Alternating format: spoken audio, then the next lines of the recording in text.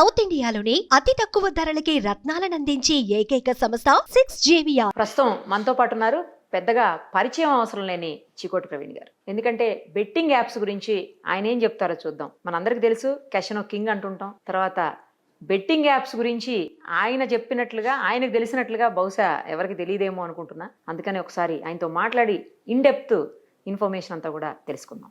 నమస్తే అండి. నమస్తే జై శ్రీరామ్. ఎలా ఉన్నారు? బాగున్నాను మేడం. చాలా రోజుల తర్వాత మళ్ళీ స్క్రీన్ మీద మన కాంబినేషన్ యాక్చువల్లీ బెట్టింగ్ యాప్స్ మనం చూస్తున్నాము. ఏవైతే చాలా మంది రకరకాలుగా అంటే డబ్బులు కోల్పోతున్న వాళ్ళు కొందరైతే ప్రాణాలే కోల్పోతున్న వాళ్ళు కొంతమంది. ఇందులో చూస్తుంటే ఇన్ఫ్లుయెన్సర్స్, యూట్యూబర్స్, ఈవెన్ సినిమా ప్రముఖులు కూడా ఇందులో ఉన్నటువంటి పరిస్థితి. అంటే వాళ్ళు వాటిని ప్రమోషన్స్ కోసం లక్షలాది రూపాయలు, కోట్లాది రూపాయలు డబ్బులు తీసుకున్నారని వింటున్నాం. అసలు ఈ బెట్టింగ్ యాప్స్ అనేవి లేకపోతే ఏవైతే ఈ యాప్స్ చూస్తున్నామో మనం, ఇవన్నీ కూడా ఎట్లా అసలు కంట్రోల్ చేయడానికి వీలవుతుందా? ఎందుకంటే మీకు బాగా తెలుస్తుంది వీటి గురించి. కంట్రోల్ చేయడము అంటే నాకు తెలిసైతే ఆల్మోస్ట్ ఇంపాసిబుల్. అవునా? ఎందుకంటే కొత్త కొత్త విధానాలలో కొత్త కొత్త టెక్నాలజీ తోటి వస్తుంటారు వాళ్ళు. సో ఇప్పుడు రమ్మీ ఆడే యాప్స్ ఇండియాలో లీగల్. కొన్ని రాష్ట్రాల్లో రమ్మీ 13 కార్డ్స్ ఇండియాలో లీగల్. ఓకే. కొన్ని రాష్ట్రాలలో బ్యాన్ చేస్తున్నారు. అట్లాంటి యాప్స్ కూడా విపిఎన్ సెట్టింగ్స్ లోకి పోయి లొకేషన్ మార్చుకొని హైదరాబాద్లో ఆడుతున్నారు, ఎక్కడైతే బ్యాన్ ఉన్న రాష్ట్రాలలో కూడా ఆడుతున్నారు.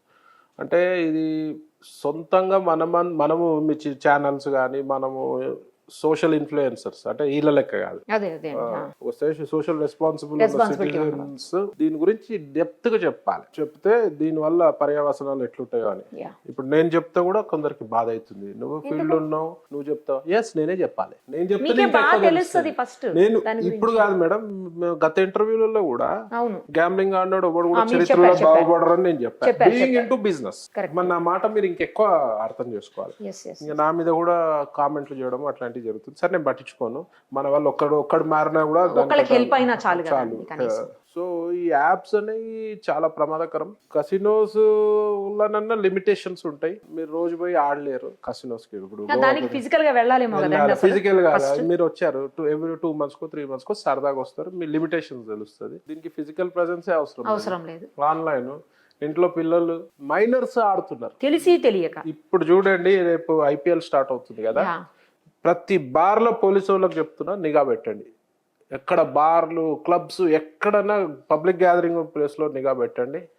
మీకు 100 మందిలో ఒక 30-40 మంది మీకు ఆడేవాళ్ళు దొరుకుతారు. 30-40? అబ్సల్యూట్లీ, మైనర్స్ తో సహా.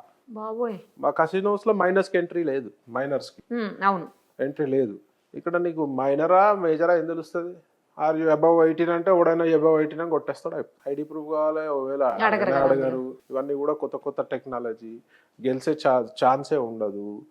చెప్తే కూడా జనాలకు అర్థం కావాలి. సో ఏదైతే ఇప్పుడు సోషల్ ఇన్ఫ్లుయెన్సర్స్ చేస్తున్నారో వాళ్ళు స్వలాభం కోసం సొంత డబ్బుల గురించి ఎవడైతే నాకేమవుతుంది, ఎవడేమైతే నాకేందని ఒక భావనతోటి చేసిరు. అది సో ఇర్రెస్పాన్సిబుల్. ఇప్పుడు గేమింగ్ యాప్స్ కావచ్చు, లేకపోతే బెట్టింగ్ యాప్స్ కావచ్చు, ఇలాంటి వాటిలో అంటే అసలు మినిమం నుంచి మాక్సిమం చాలా పోగొట్టుకుంటారని విన్నానండి నేను. నాశనం అయిపోతారు. అది అంటే ఎట్లా అడిక్షన్ అవుతుంది అంటే, ఒక మందు ఆ టైంలో ఆడే టైంలో ఏ ఉన్నా మీకు పట్టించుకోరు. పనులు ఖరాబ్ చేసుకొని, పనులు పాడు చేసుకొని మళ్ళీ ఆడతారు. పిల్లలైతే రాత్రిపూట 24/7 ఆడడం. అంత అడిక్షన్ అది. ఇట్స్ చాలా డేంజర్ అది అడిక్షన్. అలా 100 రకాల గేమ్స్ ఉంటాయి.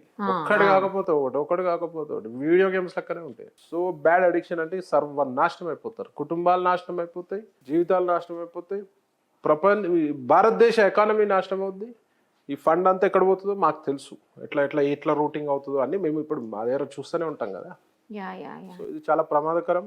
అన్ని ఇప్పుడు ఒక మంచి ఇప్పుడు ఒక ఉద్యమం లెక్క అన్ని ఛానల్స్ సో ఇది ఒక మంచి కార్యక్రమం. దీనివల్ల కొంచెమన్నా సొంతంగానన్నా జనాలు మారాలి. ఏది చేసినా మనం మారుతూనే అవుతుంది. మనం way of processing, thinking process మారుతూనే అవుతుంది. దీనిలో కూడా గెలవలేడు. ఇప్పుడు నేను గత 2 ఏళ్ల నుంచి మొత్తుకుంటున్నా, గ్యాంబ్లింగ్ లో ప్రపంచంలో గెలిచిన మగోడు లేడు. ఒక్కసారి 2 సార్లు గెలిచింది కౌంట్ కాదు కదా. దాంట్లో బాగుపడినోడు 10 సార్లు పోతే 2 సార్లు గెలిస్తే అది గొప్పనా? కాదు కదా. అవుట్ అయిపోతారు. ఎందుకంటే ఎప్పుడు బయటికి రావాలో వాడికి తెలియదు. కానీ వాటిని వాడుకుని ఇన్ఫ్లుయెన్సర్స్ మాత్రం వాళ్ళు బాగుపడతారు. ఇప్పుడు ఈ యాప్ల వల్ల చాలా ప్రమాదం. ఇండియన్ ఎకానమీ అతలాకుతలం అవుతుంది. ఇది కరెక్ట్ గా దీన్ని అనాలిసిస్ చేస్తే ఎంత డబ్బు బయటకు వెళ్తుందో అనేది మీరు ఊహించలేరు, నేను కూడా ఊహించలేను. అసలు హవాలా వందల కోట్లు పోవట్లేదు. కాదండి, దీంతో హవాలాగా కూడా మారుస్తున్నారు మనీని, హవాలా మనీ కూడా అవుతుందని చెప్పేసి బ్లాక్ అంటున్నారు. ఇప్పుడు యాప్, ఇప్పుడు కొత్త యాప్స్ వచ్చి ఇంతకుముందు యాప్స్ ఎట్లా ఉండేటి అంటే కసినో యాప్స్ బయట నుంచి వచ్చేటి, స్టూడియోస్ నుంచి, ఆఫ్రికా, శ్రీలంక, నేపాల్, యూకే నుంచి వచ్చేటి. సో అప్పుడేముంటుండే అంటే తెలిసినోడే ఆడగలుగుతుండే. అప్పుడు అంటే అందరికి అందుబాటులో ఉండకపోయేది. వాడు క్రెడిట్ ఇవ్వాలి, క్రెడిటో లేకపోతే డిపాజిట్ పెట్టుకోనో వాడు ఇస్తే మండే సెటిలింగ్ అవుతుంది. ప్రతి మండే రోజు నువ్వు ప్లస్సా మైనసా, నువ్వు మైనస్ ఉంటే మీ దగ్గర డబ్బు వీళ్ళు తీసుకుంటారు, ప్లస్ ఉంటే వాళ్ళు మీకు డబ్బు ఇస్తారు. సో దానికి లిమిటెడ్ యాక్సెస్ ఉంటుండే. అందరికి బుకింగ్ తెలియాల్సిన అవసరం లేదు కదా. ఇప్పుడు ఏమైనాయి, ఈ సోషల్ మీడియా వచ్చినాక వీళ్ళు ఏం చేస్తున్నారు, ఈ బ్యాంక్ అకౌంట్స్, వందల అకౌంట్స్ వేరే వాళ్ళ పేరు మీద తీసుకొని, ఎందుకంటే దాని మీద నజర్ ఉంటుంది, ఎక్కువ ట్రాన్సాక్షన్ అవుతుంది. ఈ 2 రోజులు 1 డే 2 days 3 days ఉంటాయి ఈ అకౌంట్స్, తర్వాత క్లోజ్ అంటే ట్రాన్సాక్షన్ క్లోజ్, మళ్ళీ వేరే వాళ్ళు వాళ్ళకి పర్సంటేజ్ ఇస్తారు. మీకు చెప్తాను, ఒక 3 days కి ఇవ్వండి మేడం, 4 days కి ఇవ్వండి మేడం, ఒక 3%, 4%, 5% ఇస్తాం మీ ట్రాన్సాక్షన్. సపోజ్ మీ 3 రోజులలో ఒక 10 లక్షలు మీ అకౌంట్ లో ట్రాన్సాక్షన్ అయిందనుకో, మీకు 30,000 50,000 ఇస్తే మీరు ఆడికే హ్యాపీ కదా. మీ అకౌంట్ వాడుకుంటాం మేము, 3-4 రోజుల తర్వాత మీ అకౌంట్ వదిలేస్తాం. మళ్ళీ ఏం చేస్తున్నారు మీకు తెలియదు అమాయకుల ఇంట్లో కూడా. ఇప్పుడు తీస్తే చాలా పెద్ద రొచ్చ అవుతుంది, తీయాలా. మీకు మీ అకౌంట్ లో ఏదో పడుతున్నాయి, వాళ్ళకి ఏమైనా అవసరం ఉన్నాయేమో డబ్బులు పడుతున్నాయి అనుకుంటాం. మీ అకౌంట్ 3 రోజులు 4 రోజులు 5 రోజులు వాడేసుకొని ఏం తెలియదు మీకు వచ్చే డబ్బు ఇచ్చేస్తారు. నెక్స్ట్ మీరే ఇంకో అకౌంట్ ఇవ్వడమో అకౌంట్లు కొనుక్కుంటారు. కొందరు ఏం చేస్తారు, 10,000, 15,000, 20,000 మంత్లీ డబ్బులు ఇచ్చి అకౌంట్ కొనుక్కుంటారు. వాళ్ళ అకౌంట్ లో ట్రాన్సాక్షన్స్ అంతా వీళ్ళ చేతిలోనే ఉంటుంది. చెక్ బుక్ వీళ్ళ దగ్గరనే ఉంటుంది, మొబైల్ యాప్ వీళ్ళ చేతిలోనే ఉంటుంది, పాస్వర్డ్స్ వీళ్ళ చేతిలోనే ఉంటుంది. వీడు విత్డ్రా చేయొచ్చు, డిపాజిట్ చేయొచ్చు. కానీ లిమిట్ ఉంది కదండి, 2.5 lakhs సంథింగ్, 2 lakhs. బ్యాంక్ మేనేజర్లను మేనేజ్ చేస్తున్నారు. నెక్స్ట్ వచ్చేసి ఈ డబ్బు యాప్ కి అనుసంధానం చేస్తారు. సో మీరు ఏం చేస్తారు, ఒక 50,000, 10,000, 20,000 మీ కెపాసిటీ బట్టి డిపాజిట్ చేసి అందులో ఆడతారు. మీరు ఒకవేళ గెలిచేది 5% కూడా ఉంటుంది. 100 మంది ఆడితే 5 మంది కూడా గెలవరు. మీ అకౌంట్లకి డబ్బులు అన్నీ వస్తాయి, మీ అకౌంట్కి వెళ్ళి డబ్బులు వాళ్ళ అకౌంట్లోకి పోతాయి. వాడు 3 రోజులలో వాడు ఏం చేస్తాడు, ఆ అకౌంట్ డబ్బులు వేరే థర్డ్ పార్టీ అకౌంట్స్ ఉంటాయి. మీరు క్యాష్ ఇస్తే మీరు తీసుకుంటారు మీ అకౌంట్ లో, కానీ మీ చేతిలో ఏముండదు, అన్ని వాడి చేతిలోనే ఉంటాయి. అకౌంట్లకు ట్రాన్స్ఫర్ చేస్తే వాడు ఏం చేస్తాడు, 2% 3% తీసుకొని వాడు వీళ్ళకి డబ్బు ఇస్తాడు, బ్లాక్ మనీ. ఇందులో తెలియకుండా కొన్ని అకౌంట్స్ లో పెద్ద అమౌంట్ ట్రాన్సాక్షన్ అయితే వెంబడే ఫ్రీజ్ అవుతాయి అకౌంట్స్. దానికి మళ్ళీ దొంగ బిల్లులో దొంగ ప్రూఫ్స్ చూపించి అన్ఫ్రీజ్ చేయించుకొని, లంచాలు ఇచ్చి అన్ఫ్రీజ్ చేయించుకునే అవకాశాలు కూడా ఉంటాయి. సో ఈ బ్లాక్ మనీ వచ్చేసి మళ్ళీ వీళ్ళకి పోతుంది. వీళ్ళ నుంచి ఇంకా పైకి దుబాయ్ కానీ, చైనాకి కానీ, ఆఫ్రికాకి కానీ పోతుంది. అవి ఎవరు దగ్గర పోతాయి, అందులో సగం మంది మీద. అంటే ఈ డబ్బు ఏదైతుందో, ఈ ప్లేయర్ 1,00,000 ఓడిపోయినాడు అనుకోండి, ప్లేయర్ కి ఎవడైతే ఇచ్చిండో వాడికి 1,00,000 ఇస్తే వాడు పైన వాళ్ళకి ఇస్తాడు కొంచెం డబ్బు. వీడు మార్జిన్ కొంచెం పెట్టుకొని ఆ పైన వాళ్ళకి ఇస్తారు, ఇంత పర్సెంటేజ్ పెట్టుకుంటారు. ఆ పైనోడు వాడి పైన ఇంకోడు ఉంటాడు. లాస్ట్ కి వచ్చే వరకు ఒక 10 to 15 పైసా అప్ టు 30 పైసా మొత్తం బాస్ కి పోతుంది, అంటే హెడ్ కు పోతుంది. అంటే 1 కోటి రూపాయలలో ఒక 30 నుంచి 40 లక్షలు 50 లక్షలు వరకు మీదికి పోద్ది. అది దుబాయ్కి పోద్ది అనుకోండి డబ్బు. ఆ డబ్బు ఎక్కడికి పోతుంది, ఎవరాళ్ళు, ఎందుకు పోతుంది, వాళ్ళు దేనికి వాడుతున్నారు, ఉగ్రవాద చర్యలకు వాడుతురా? 100% ఇంట్లో టెర్రరిస్ట్ ఆర్గనైజేషన్ సపోర్ట్ ఉంటాయి. ప్రతి యాప్ లో ఉండదు, ఒక 20% యాప్స్ లో ఉంటాయి. మరి ఆ టెర్రరిస్ట్లకి ఇండియా మనీ అంత డబ్బు అడిగిపోయినాక వాడు మన మీదకి, ఇండియా మీద బాంబులకో, టెర్రరిజంకో, టెర్రరిస్ట్ యాక్టివిటీస్కో, లవ్ జిహాద్కో, దేనికో వాడతారు. అంటే ఇండైరెక్ట్ వచ్చి కుటుంబం నాశనము, వాడు నాశనం, ఆడేవాడు, దాని వెంబడి మళ్ళీ భారతదేశం నాశనం. భారతదేశంలో డబ్బు బయటకు పోతుంది, అంటే మన ఎకానమీ కూడా కింద మీద అవుతుంది. సో దీని వల్ల చాలా అనర్థాలు ఉన్నాయి. ఈ యాప్స్ పై గట్టి నిఘా పెట్టాల్సిన అవసరం ఉంది. నేను ఇంకొకటి కూడా విన్నానండి, హవాలా రూపంలో మార్చి మనీని వేరే కంట్రీస్ కి పంపిస్తున్నారని. అసలు హవాలా అనేది ఏంటి, ఎలా చేస్తారు దాన్ని? ఇప్పుడు మీకు దుబాయ్ లో ఒక 10 లక్షలు డబ్బులు కావాలనుకో, మీరు ఇక్కడ ఒక ఏజెంట్ కి ఇస్తారు, ఇక్కడ మనం ఇవ్వాలి మనీ. మనీ మనం ఇస్తే వాడు అక్కడ మీకు ఇస్తాడు, ఆ దాంట్లో పర్సంటేజ్ కట్ చేసుకుంటాడు. ఇక్కడ డబ్బు ఇక్కడే ఉంటది, ఎక్కడ పోదు. ఇక్కడ ఈ డబ్బు ఎక్కడ పోదు, మీరు ఇచ్చే 10 లక్షలు ఓకే ఇక్కడిక్కడనే రొటేషన్ అవుతుంటది. ఈ ఫిజికల్ గా డబ్బు అక్కడికి పోదు. దాన్ని ఏంటో నోట్ పెడతారు, ఆ నోట్ మీద నంబర్ లేదు, సగం హాఫ్ కట్ చేస్తారని అది కాదా? ఉండదు. ఇప్పుడు మీరు ఇలా డబ్బు 10 లక్షలు ఇచ్చారు, మీకు దుబాయ్ లో కావాలి, మీకేం చేస్తారు అక్కడ వాడు ఏజెంట్ ఏం చేస్తాడంటే ఇక్కడ మీకు ఒక నోట్ ఫోటో పంపిస్తాడు. ఫోటో పంపిస్తే ఆ నోట్ నంబరు మీరు ఇక్కడ ఫోన్ చేసి మీకు డబ్బులు ఇవ్వాలి కదా, మీరు 10 లక్షలు ఇక్కడ ఇవ్వాలి కదా. సో మీరు ఆ నోట్ తీసుకుంటారు, అది కరెక్టా కదా, వాడా కాదా ఎవడో తెలుసు, అంతే కదా. గ్యారంటీ గురించి ఆ నోటు ఫిజికల్ గా నోటు తీసుకొని 10 రూపాయలు 20 రూపాయలు 50 రూపాయల నోటు తీసుకొని మీరు ఆ 10 లక్షలు ఆడికి అప్ప చెప్తారు. ఈ నోట్ నా దగ్గర ఉంటుందా? ఆ 10 రూపాయల నోటు మీ దగ్గర ఉంటుంది. మీరు ఏం చేస్తారు, ఆ నోట్ అక్కడ వాడికి పంపిస్తారు, దుబాయ్ వాడికి. నేను ఇచ్చేసారా బాబు ప్రూఫ్ నోట్ అని చెప్పి. అక్కడ ఏం చేస్తాడు, ఇప్పుడు మీరు ఎవరికి ఇవ్వాలి, సపోజ్ నాకే ఇవ్వాలి. అక్కడ మీరు ఏం చేస్తారు, నేను ఒక నోట్ నంబర్ మీకు పంపిస్తా, ఓ 10 రూపీస్ అక్కడ నోటు పంపిస్తాను. మీరు ఏం చేస్తారు, ఈ పలానా దగ్గర తీసుకోలే అని చెప్తారు. సో నేను వాడు ఏం చేస్తాడు, అక్కడ నోట్ నంబర్ పంపిస్తాడు. వాడి దగ్గర డబ్బు ఉంది కదా, సో నేను ఇప్పుడు 60 డబ్బులు తీసుకోవాలి కదా, నేను నోట్ చూపించేసి ఇప్పుడు నేను పంపించిన పిక్ ని మీరు అక్కడ చూపిస్తారు. పిక్ కాదు, మళ్ళీ క్లియర్ గా ఎక్స్ప్లెయిన్ చేస్తా. ఇక్కడ మీరు వాడికి 10 lakhs ఇవ్వాలి. ఓకే, మీరు వాడు ఎవడో మీకు తెలియదు, మీకు ఏజెంట్ చెప్తాడు వీడికి 10 lakhs ఇవ్వాలి. అయితే ఏజెంట్ ఏం చేస్తాడంటే ఇక్కడోడి నోట్ నంబర్ మీకు ఫోన్ లో పంపిస్తాడు. ఓకే, మీరు ఏం చేస్తారు, ఆ నోట్ నంబర్ చూసి మీరు 10 lakhs ఇస్తారు. వాడి దగ్గర ఉంటది ఆ నోట్, ఓకే, ఫిజికల్ గా నోట్ ఉంటది వాడి దగ్గర, 10 రూపాయల కరెన్సీ ఎంతో అంత ఎక్స్ట్రా. ఆ నోట్ తీసుకొని మీరు ఆ 10 లక్షలు ఇక్కడ ఇచ్చేస్తారు. ఓకే, సో మీరు ఇచ్చేసినట్టు కన్ఫర్మ్ అయిపోయింది. మీరు ఇప్పుడు మీ దగ్గర నోటు వాడికి పంపిస్తారు దుబాయ్. ఫోటోనే కదా మేడం, మీరు పంపిస్తారు, ఫోటో పంపించి నేను ఇచ్చేసినారా అని ప్రూఫ్ పంపిస్తారు. సో మీకు అక్కడ ఒకటికి ఇవ్వాలి కదా, మీ మనిషికి ఇవ్వాలి కదా, సపోజ్ నాకే ఇవ్వాలనుకో. అక్కడ నేనేం చేస్తాను, నా దగ్గర ఒక నోటు, వీడేం చేస్తాడంటే అక్కడ నేను కలెక్ట్ చేసుకోవాలంటే మరి నేనని ఎవరో తెలియదు కదా. సో నా దగ్గర ఒక నోట్ ఉంటుంది, నేను మీకు ఫోటో పంపిస్తాను.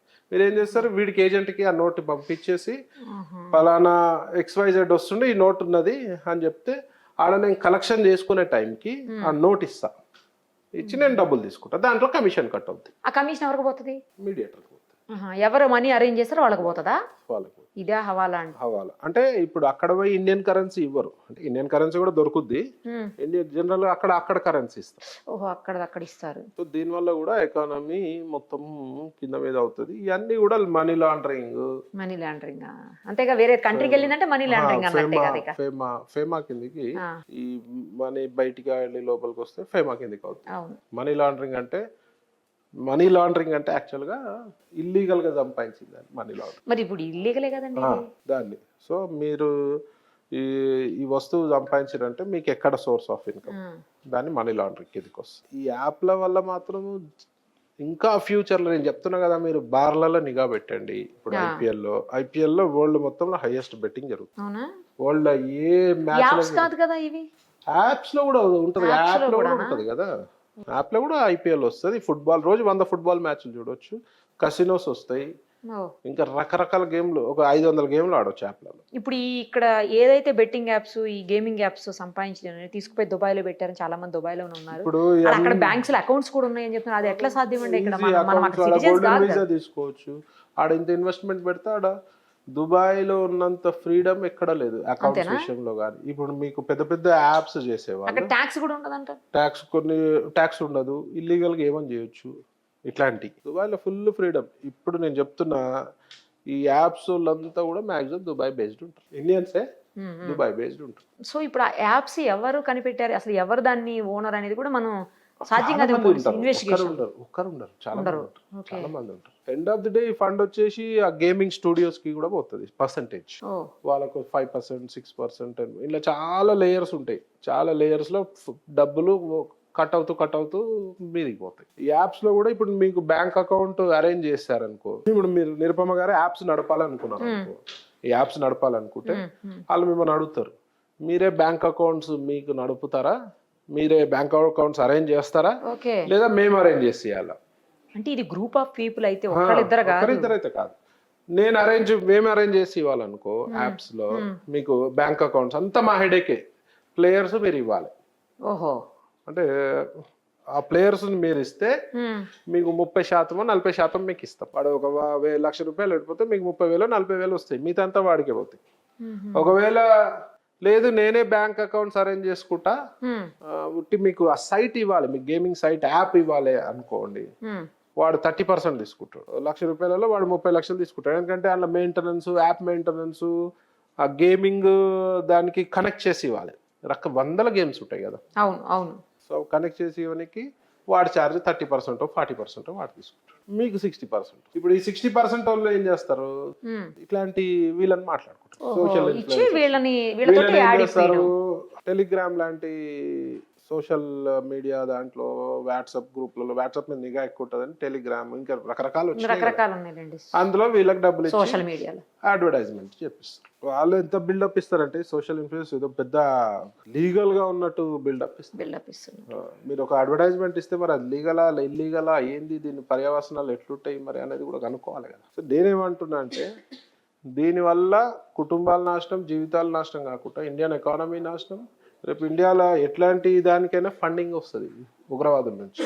డబ్బంతా ఉగ్రవాదం, హవాలా డబ్బు కానీ ఇవి కానీ కొంచెం శాతం మాత్రం ఉగ్రవాదులకు.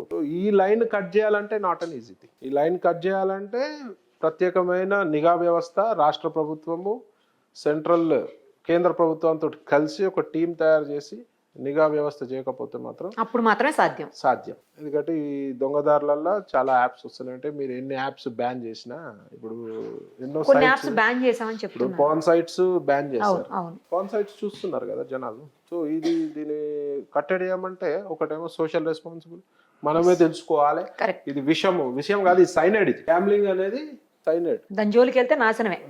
సరదాగా వెళ్తే ఏం కాదు కానీ ఎంతమంది సరదాగా వెళ్తారు. నేను ఫీల్డ్ నుండే నేను చెప్తున్నా మీకు. అదే మాది ఇంకా లీగల్.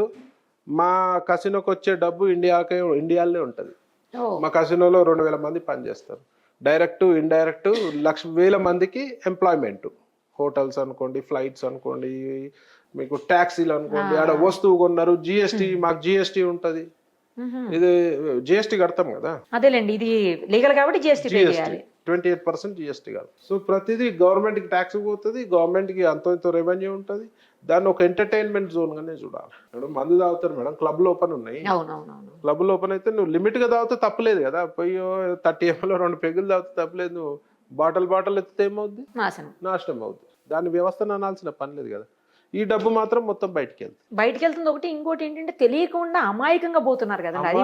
అసలు నేను గ్యాంబ్లింగ్ లో చరిత్రలో బాగుపడ్డోడు లేడు, ఛాలెంజ్ చేసి చెప్తున్నా. దీని పట్ల ముఖ్యంగా తల్లిదండ్రులు కూడా అవగాహన, పిల్లలతో కూర్చొని ఫోన్లపై నిఘా పెట్టాల్సిన అవసరం ఉన్నది. ఫోన్లో ఆపలేరు.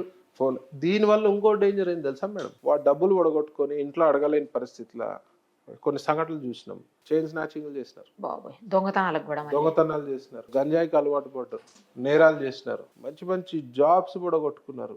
సెటిల్డ్